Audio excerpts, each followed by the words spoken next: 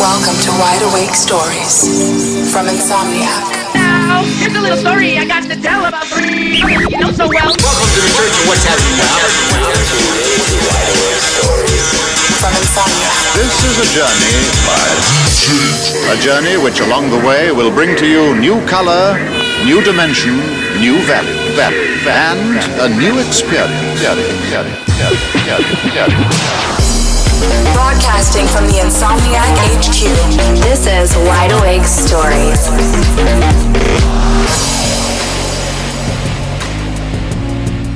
Hey everybody, and welcome to episode 17 of Wide Awake Stories. We are back. Took a little brief hiatus, but we are back in the studio with a slightly new crew. I have Shy to my left. Shy, introduce yourself. Hi, I'm Shy. I'm not actually Shy, it's just my name. No, she's not shy at all.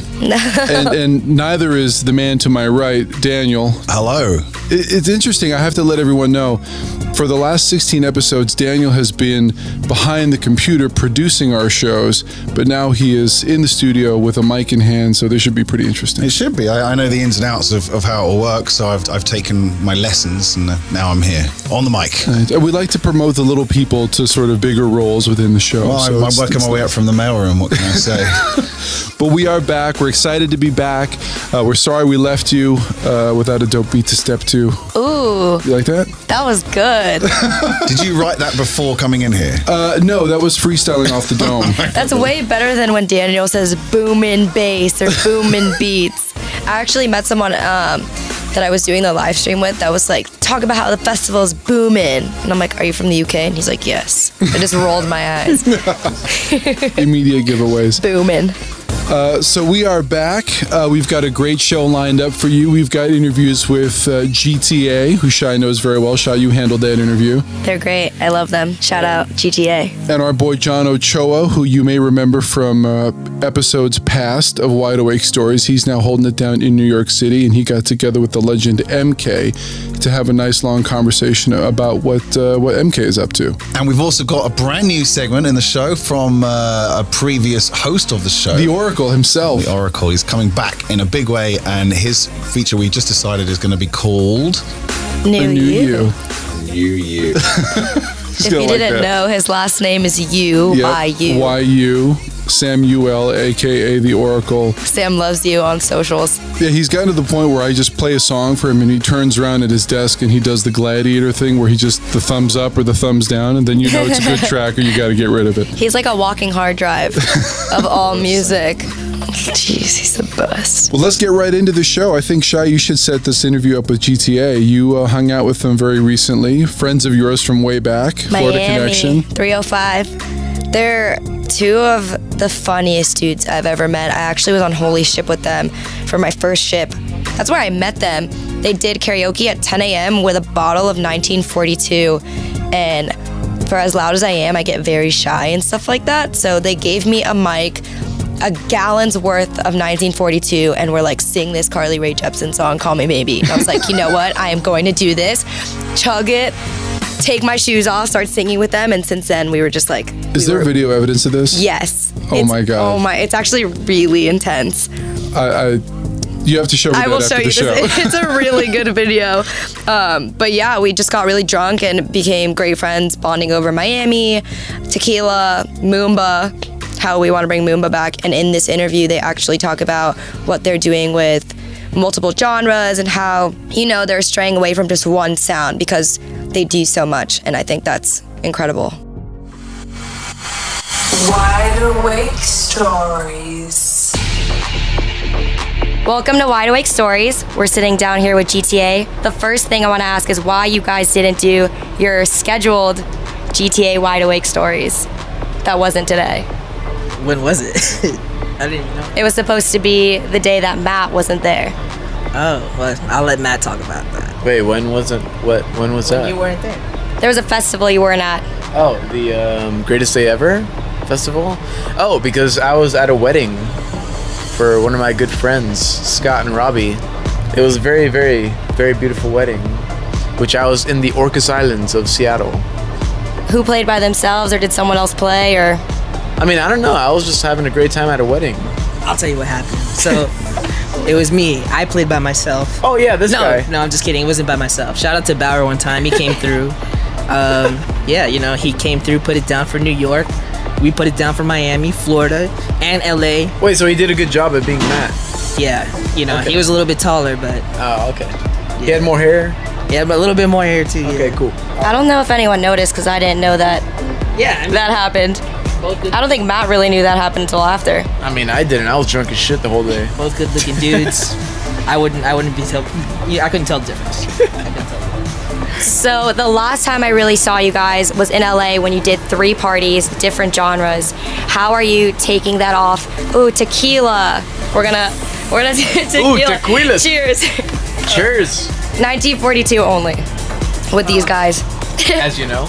But the last time I really saw you guys was playing those 3 shows, different genres, which I don't think a lot of people are really doing. I know a lot of people say they're breaking genres, but you really divided it into 3 separate nights.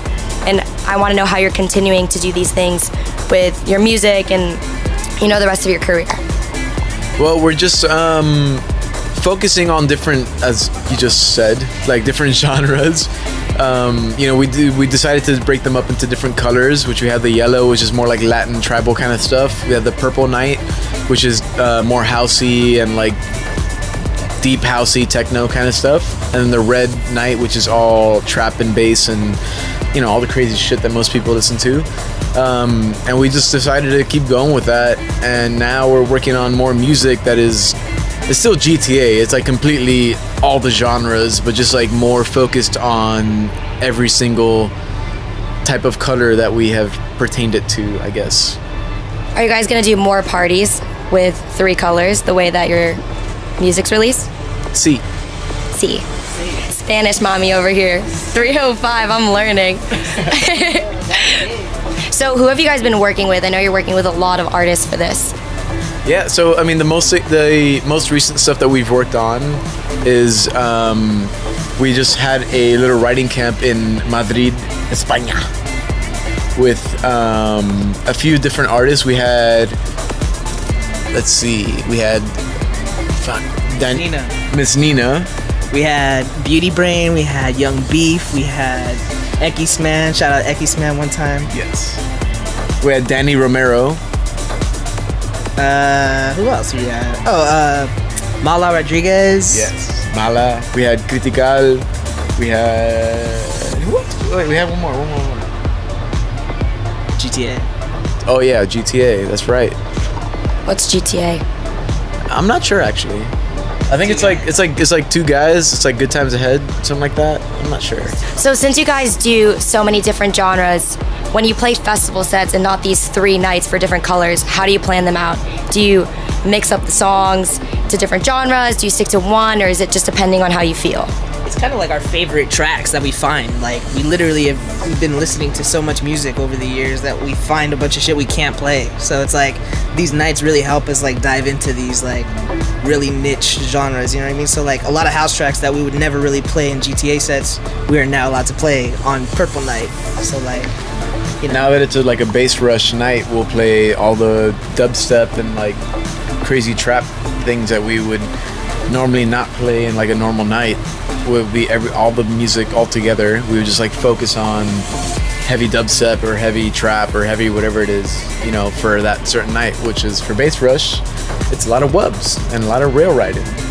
Rail riding and wubs. So now you have this upper hand that some artists don't, where they stick to their actual roots, you know. There's some artists that only do dubstep, and even though they love house, they're going to play dubstep sets. So for you, it depends on what venue you guys are playing, or what, you know. Yeah, what stage we're playing, what festival we're playing. Yeah, and also how the crowd is reacting to certain things. Yeah. You know, we always adapt to that. Yeah, I mean, that's our thing, though. It's like, I think one of the things we've learned from, shout out to Laid Back Luke, he taught us how to read a crowd and like just really like give what the crowd wants. And I mean, I think that's where as DJs we kind of like prevail, you know what I mean? We really try to just read what people want to listen to, you know what I mean? Whether it may be dubstep or whether it may be like, you know, house music, we'll figure it out. And we'll have mad shit in the arsenal like ready for it, you know what I mean? Yeah. What are you guys most excited for the last half of the year? My birthday. Yes. My birthday. Well, hey, my birthday's still coming up too, man. Shit. Yeah, his birthday. Our birthday. I mean, your birthday. Somebody from out in the crowd just said something that we don't understand. Hey, Mr. in the crowd. I'm just trying to celebrate your birthday in Europe. We got Julio over here. He's gonna take over. I need this mic right now. Listen, I just want to talk about one thing, okay? Have you guys heard that Drake album? Listen, shout out to all the Scorpios out there one time. That is an awesome album. Shout out to Drake. I just want to say that. Shout out to any Drake fans out there. And Working with Drake. I mean, imagine working with Drake, okay? And if he's listening to this right now, yo, please. That's all I gotta say. Anything else, Matt? Yes. We have a Good Times Radio show that we do on XM 52, Diplo's Radio Revolution. Plugging themselves real hard right now. Real hard. You guys should check that out. What time does it air? What day does it air? Give us all. Usually the second Friday of the month, but they also play it whenever the fuck they do. And also, you know, we are GTA up in the club all the time. So check us out in the club. Thanks, GTA. Thank you for the tequila. Thank you. Hey, wait, can I say something? Hey, shout out to Shy one time, man. Yo, she's repping Florida 305 to the fullest. She said she's from Broward, but she lying. She's from Miami 305. Damn right. She ain't 786. She a liar. Ya tú sabes. Thank you, guys. This is Wide Awake Stories.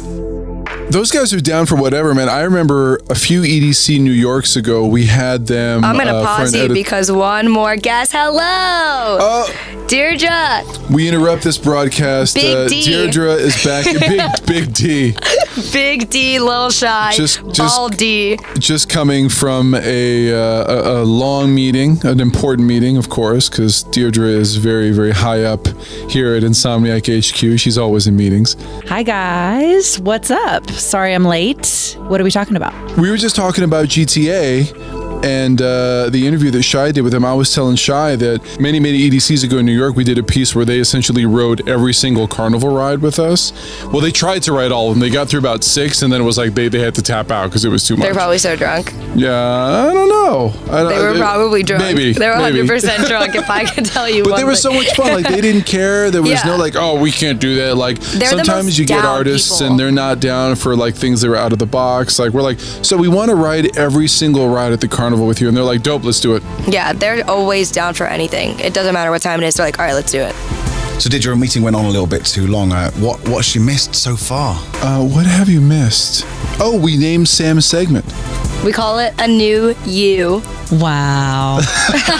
And of course the interview with GTA, which we've just played, but still to come on the show. Yep, John Ochoa linked up with MK. We'll get into a little bit of that very soon.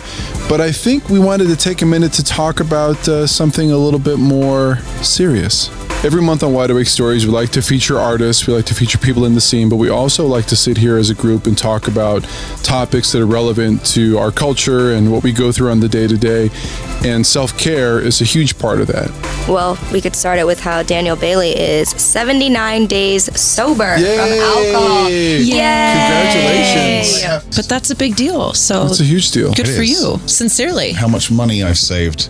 Oh, wow. That's yeah. also incentive. Particularly when traveling as well. I mean, at home and traveling, that's a huge... And I just did 10 days in Ibiza, sober, which was, for me, completely a new experience. I saw so much more of it, even though I lived there for 4 years. Well, you do daytime stuff. Done loads of daytime stuff. I did lunches, which is something I've never really done before. Oh, a lunch. Wow, lunch. Yeah. That's what happens when you have a newborn. I think I even sneaked in a breakfast once or twice. Oh. But yeah, I took my baby, and he loved it there as well. He went to Cafe Mambo with his... Hashtag Basil on tour. It's Basil, not Basil. It is Basil. That's important. Like and how do you pronounce herbs, Daniel?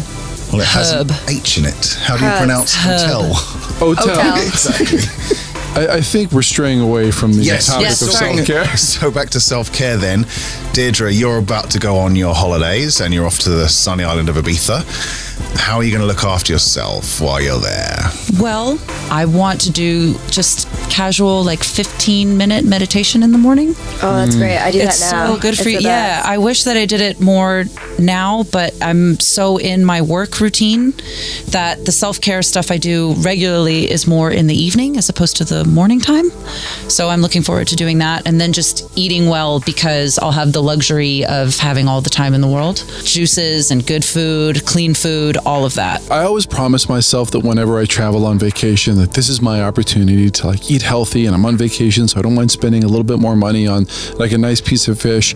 And then like the dessert comes out, and you're like, I'm on vacation, and then I ruin a completely like responsible meal. I'm pretty good about not having a sweet tooth, but I'm all about the coffees and the cheese. Oh, yeah. I'll spoil The cheese myself will get you rotten and every time. have so much charcuterie. I, on the other hand, recently celebrated the 2nd anniversary of my 21st birthday. I'll let you do the math on that. Are you kidding? 50? No. I'm 21. Fail.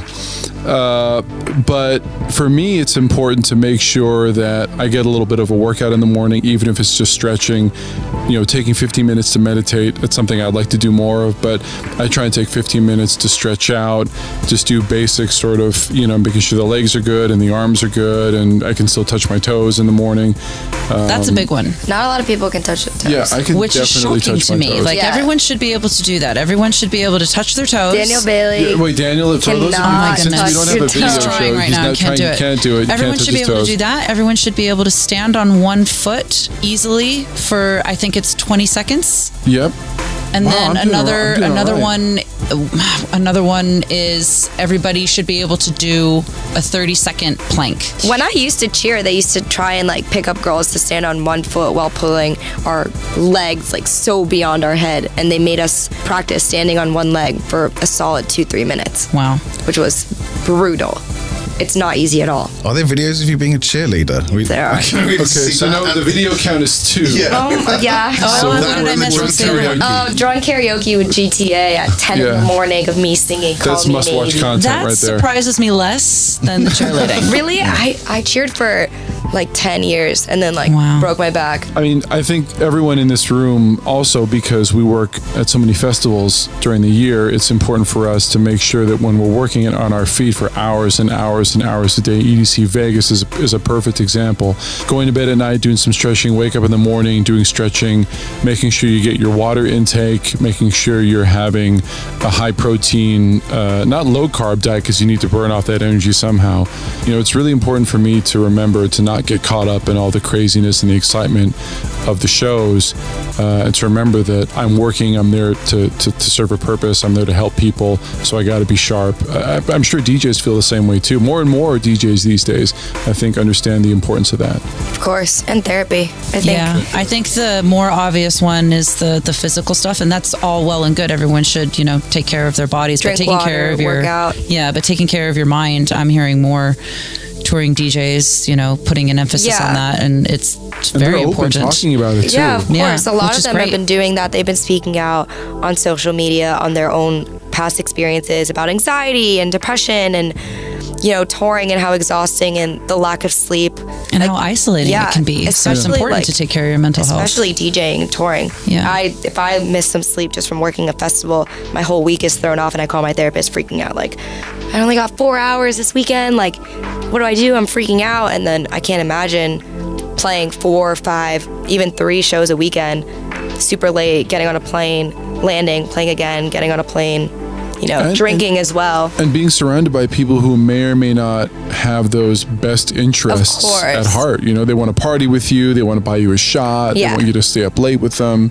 Do you find that this next wave of DJs who are in their, I mean, some of them late teens, early 20s, do you think that sort of old school, if you will, mentality of, man, going out all night, having all-nighters is still prevalent? Or do you think this new crop of young artists are understanding the importance of tempering, you know, their partying? I think that they're catching on to realize like how much of a toll touring takes on them, but because they are so young and they see, you know, the people they look up to getting so fucked up at their shows, they're also getting a bottle of vodka on their rider and drinking the whole thing between like 2-3 people. And I think that they're partying very hard, but they are aware. So I think that the message needs to be sent across that self-care is very important and that they should slow down at a young age so they don't get to, a crashing point before they even peak.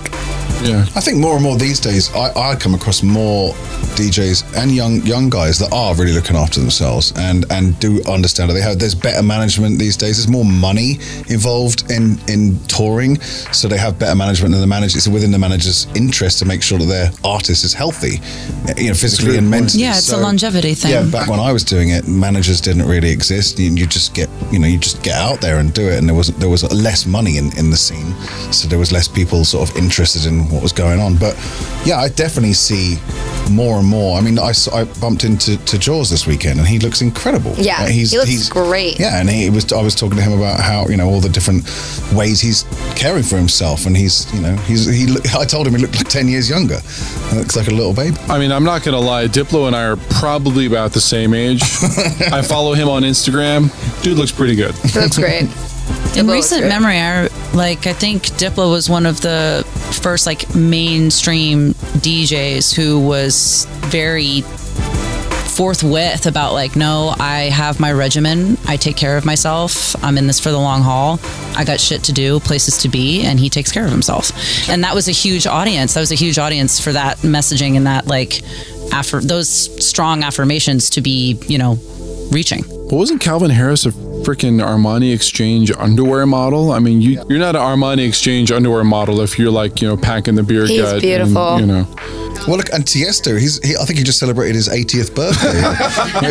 But if you look at him, you'd think he was 20. Yeah, no, I really think a lot of people, old and young, are catching on and really making that a priority. It should be. And there's a good conversation about it online now. People aren't scared, like Shai was saying. There's a lot of people are coming out and talking about it. Alice in Wonderland's prevalent on Twitter a lot about her mental state and how she's feeling. And then the more people talk about it, the more that other people can relate to it, and the conversation helps. Yeah, she mentioned that a lot in our conversation for Wide Awake Stories episode 16, which you can go and listen to on SoundCloud. Get it now while it's hot. Well, it's super hot. You can listen to past episodes of Wide Awake Stories on SoundCloud. We are on the Insomniac Events SoundCloud, searching for Wide Awake Stories. We're now on Spotify too, and Sirius. So you can get the show everywhere. Insomniac Radio, Sirius XM. You can hear my voice there. And all over Insomniac Radio. And while you're online searching for every episode of Wide Awake Stories, jump on social media. Give us a shout. Tell us about your ways that you self-care for yourself, or your thoughts on anything to do with what we've just been speaking about. Yeah, I mean, this show was created back in the day to be a place where not only artists could share their stories, but fans could share their stories as well. I mean, the culture isn't just about DJs or producers or agents or managers. The culture is really powered by people, people behind the scenes, people who are fans. If you have a story that you want to share with us, if you've been in the scene for a long time, or if you're a newbie who's just starting out in electronic music, we want to hear from you. Hit us up on Twitter using the hashtag WideAwakeStories. Episode 17, and if you know the song 17, then you'll be excited because we did an interview with MK. Damn, that was hype. I got it. That one came out of a lot of thinking. That was not off top for sure. Yeah, John Ochoa, Wide Awake Stories alumni, sat down with MK in New York and had a great conversation about self-care, among other things. And as Shai mentioned, his track 17. You're listening to Wide Awake Stories. Artist Relations. So we're sitting here backstage at Szymanski in Brooklyn with the one and only Mark Kinchin, who many of you may know as MK. How you doing, man? I'm good. Just coming from a crazy tour. Well, I'm still in the middle of it. Yeah, tell me about your tour. What's it called, and when did it kick off? And my summer tour is really just me playing in Europe. I have 2 residencies in Ibiza, so I've been doing that. I played Korea and Ibiza within 24 hours. I played in Korea, left, and went and played in Ibiza. So it's been crazy. Definitely my busiest, hectic schedule I've ever had. That's a really heavy load of shows. Is that something is that regular to you? Is this like a normal schedule for you? My schedule is usually made up for summer. It's made up in the wintertime. Like January, February. That's when my agent, manager, and we go over dates. And at the time, everything looks good. Like, oh, Croatia, yeah, let's do it. Electric Forest, cool. So I tend to say yeah to everything without really thinking about what it's going to entail.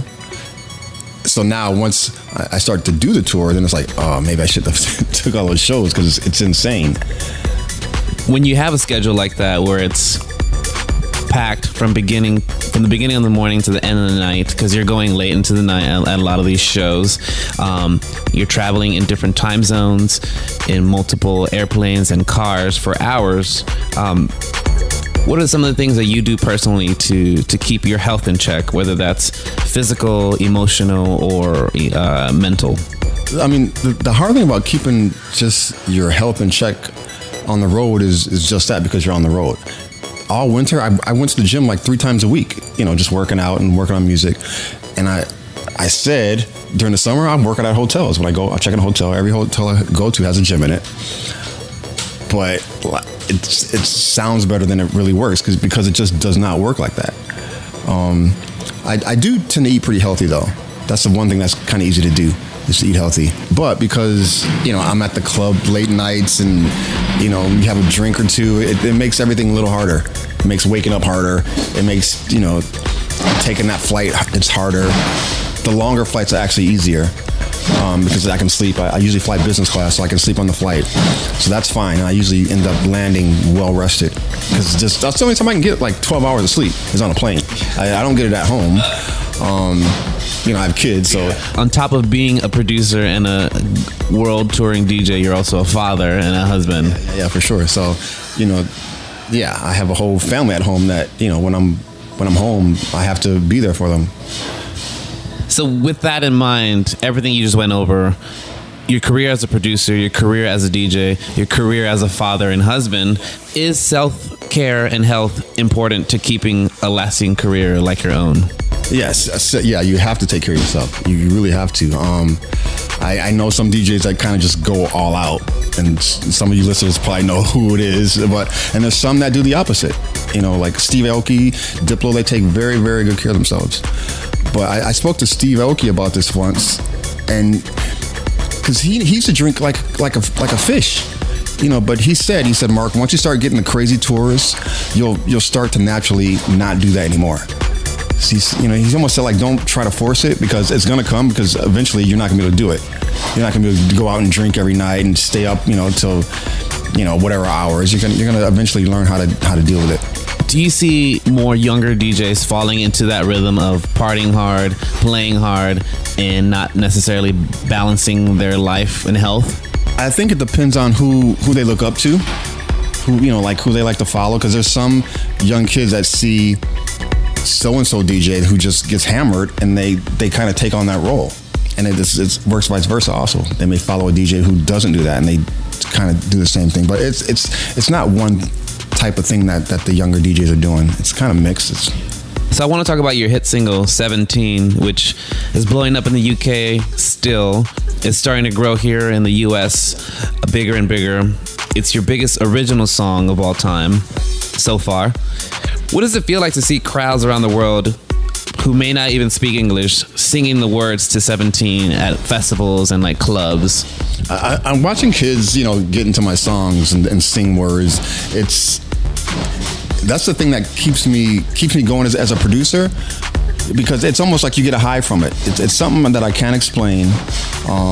You just have to be the one that does it. It's almost like for the DJs that don't produce and play a song, it's like when they play a big song, they see the crowd go crazy. It's a good feeling to them.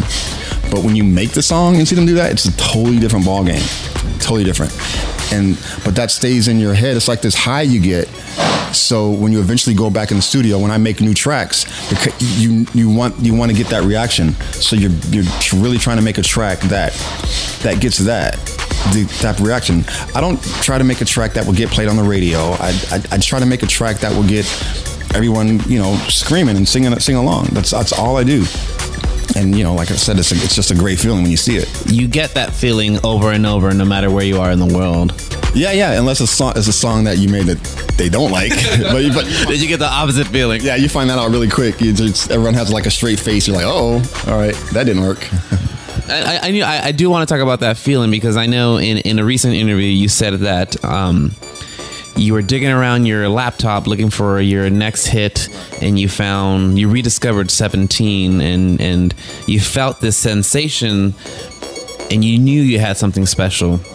You tested it out in the crowds, and that reaction that you just mentioned certified that sensation you heard at home. A lot of times when I'm making a track, I kind of know it that it's gonna work before I even test it out.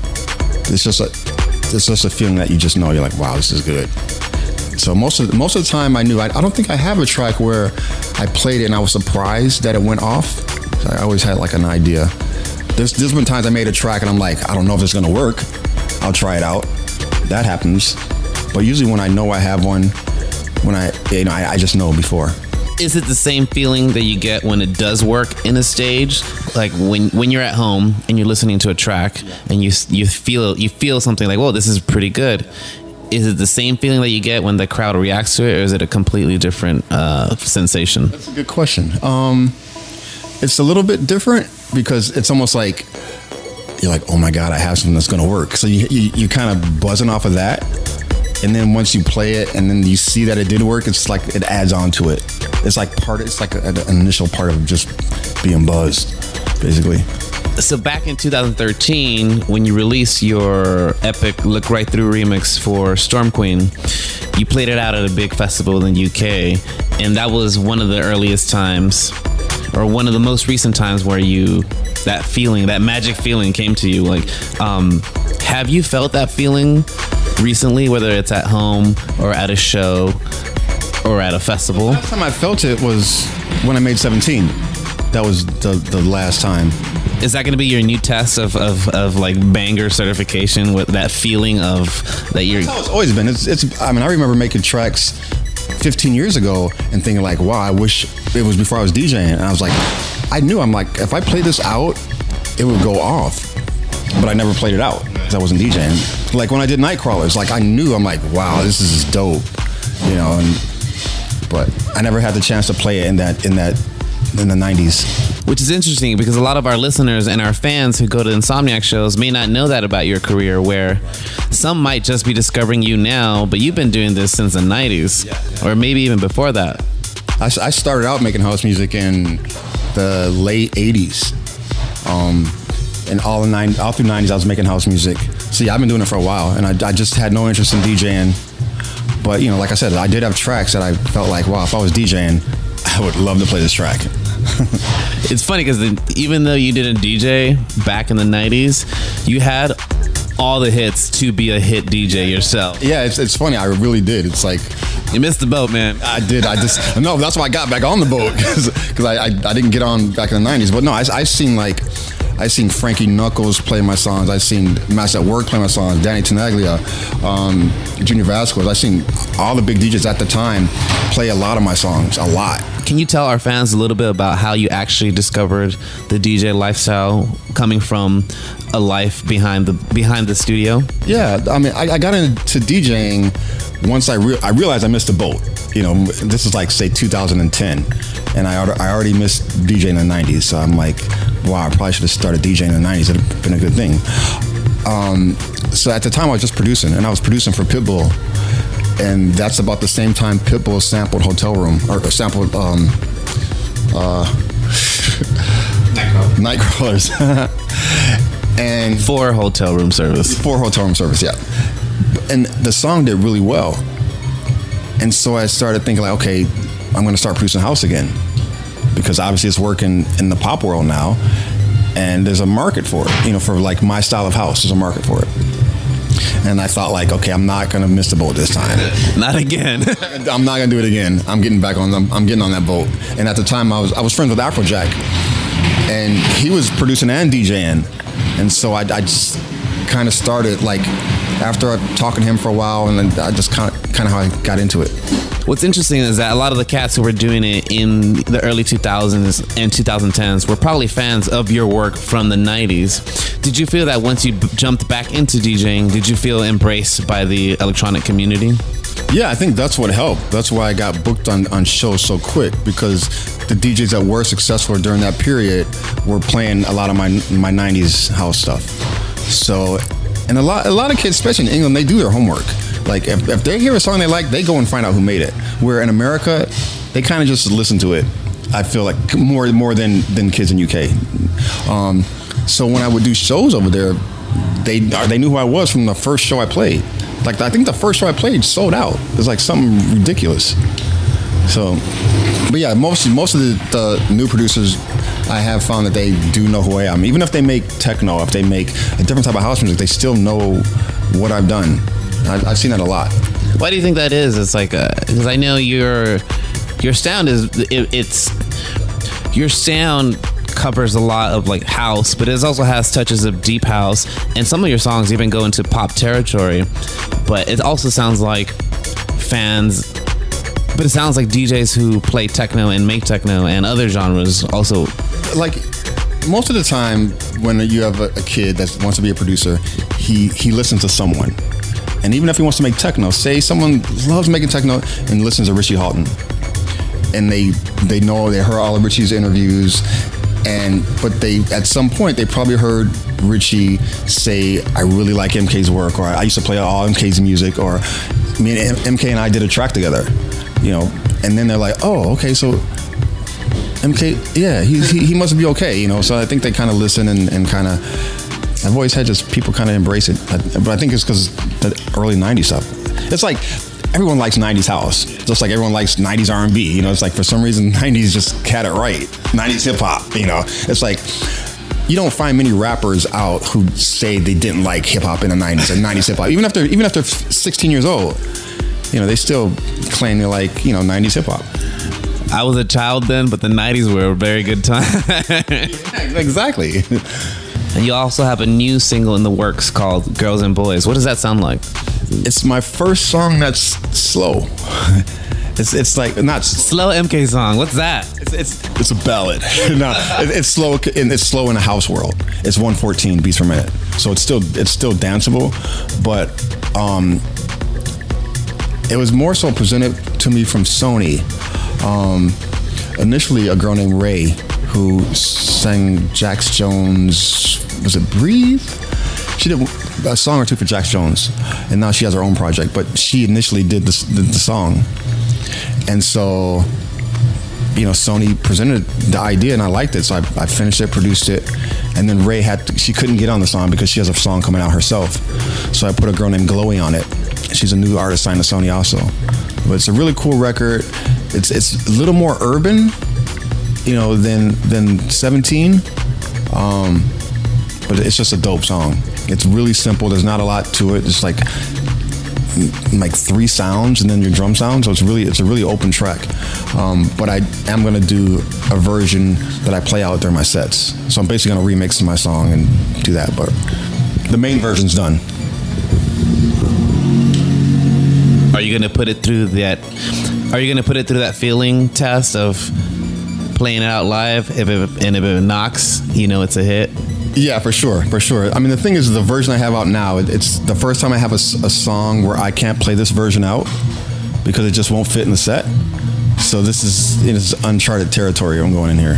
Does it feel different than some of the other things you've done? Yeah, it definitely feels different because, like I said, I'd never done a song like this before. That was for myself. I produced songs for other artists that were the same type of tempo, but not for myself. Is that scary? Nah, you've done it all, man. I'm not bothered. You know, it's like I said, I like the song. It's a really cool song, but I don't get to the point where like, oh my God, if they don't play this on the radio, I'm gonna cry. It's not, that doesn't really mean anything to me. So. This is Wide Awake Stories.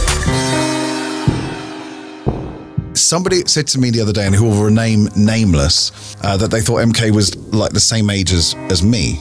And I had to inform them. We Googled it, and he's not a young guy. No, he's been around for a long No, while. he's definitely been around. Yeah, he looks so good. Yeah, he looks fantastic. I wish I looked like that when I'm 16. I don't think he's that old.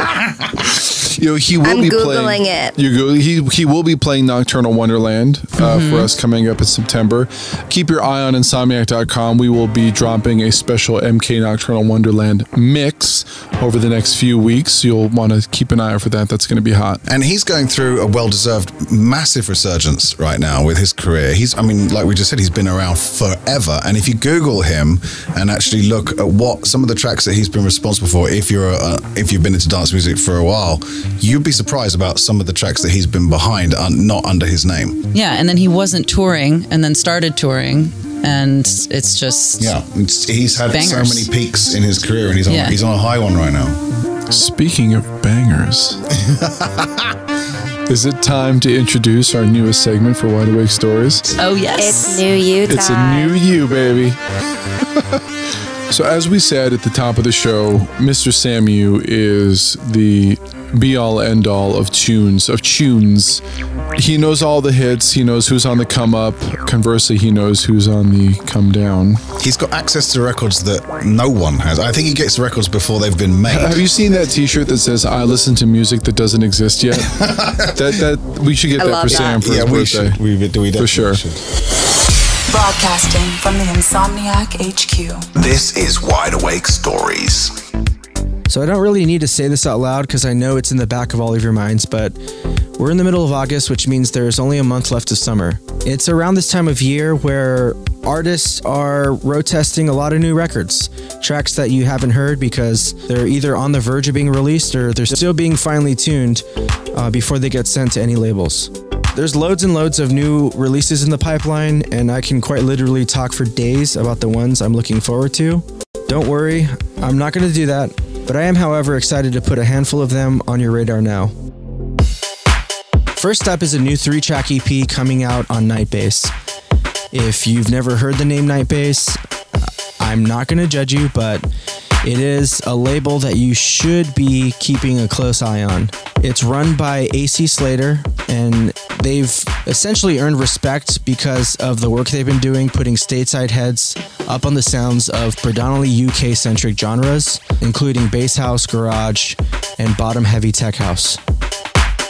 AC Slater himself is stepping up to the plate for the label's next release, and for the affair, he's roped in 3 key players: Wax Motif, Chris Lorenzo, and Red Light.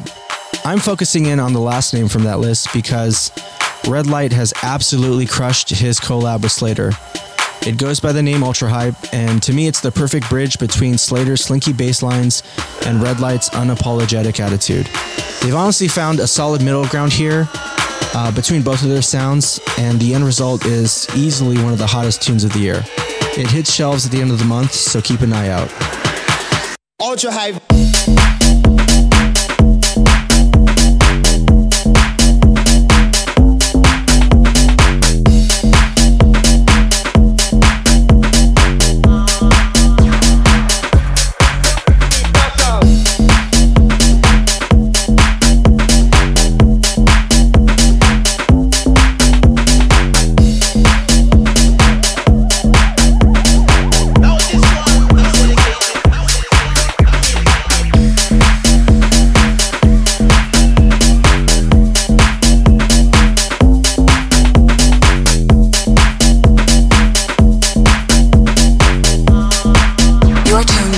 Wide Awake Stories.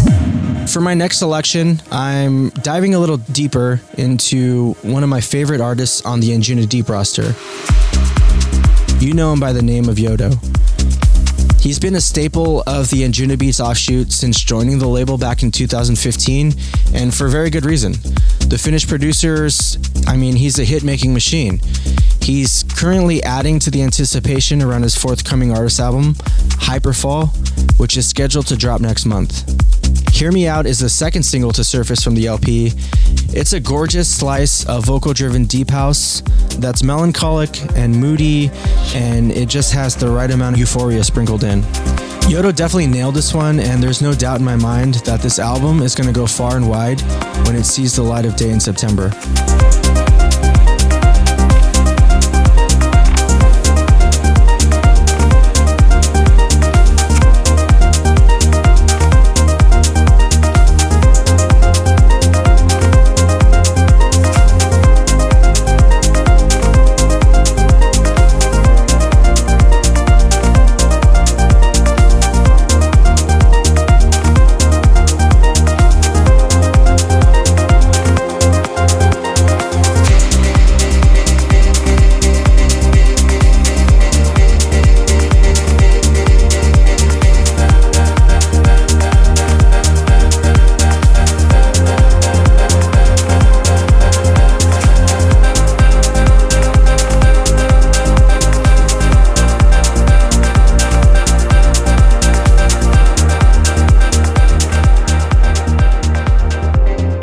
Wide Awake Stories from Insomniac. Max Cooper's gearing up for the release of his third artist album, 100 Billion Sparks. I really enjoy this title because the image that he was trying to depict with the name is that it's just the billions of neurons in your brain firing as you're going about your day, interacting with the world and with one another. And I just think it's a very amazing concept for an album name. What I find interesting about the 12-track package is that he spent a month locked away in isolation in Wales, bunkered up in a cottage. He had no phone, no emails, wasn't logged into social media, and he let that period of introspection guide the direction of this body of work. So Identity and Rule 10 are the two singles that have already emerged in the few months since he announced the album. But I've personally taken a strong liking to one of the other cuts that goes by the name Platonic. In this track's nearly 6-minute run, Cooper unravels the fabric of reality through dissonant synth progressions, oscillating textures, just the type of synapse twisting soundscapes that have really put him on the map as the genius that he is. This one for me holds a real special place in my heart because I hate to admit it, but I've probably listened to this track 10 times in the last 2 days. I'm hoping you'll have the same reaction once you hear it.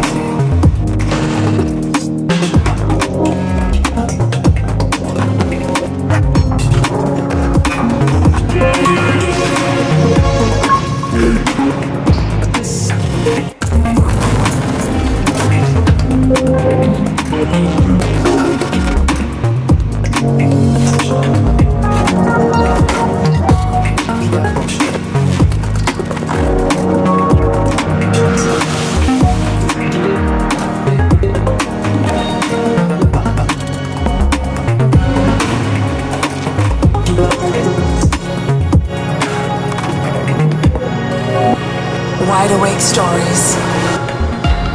I didn't forget about you, bassheads. For you, I've got something special up my sleeve. Matrix and Futurebound are easily one of the most recognizable names in drum and bass, and they've been riding high on the success of their last two singles, Mystery Machine and Live Another Day, both of which have been taken from an album the English duo has been piecing together for quite a while now. TARDIS is the next one in line, pulled from their sophomore album, and in my mind, it has the word Anthem written all over it. On it, they switch into high gear to create a dark and menacing roller, and they only let off the accelerator slightly, just enough for the epic breakdown to shine, before heading back into the fast-paced drop that they're known to do so well when they're not creating feelsy vocal hits.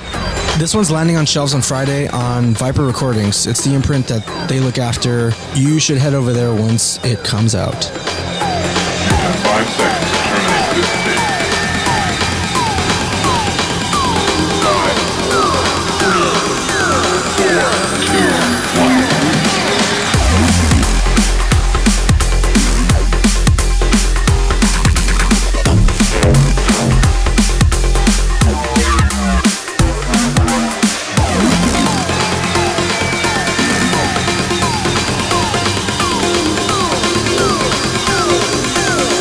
5 seconds to terminate this stage.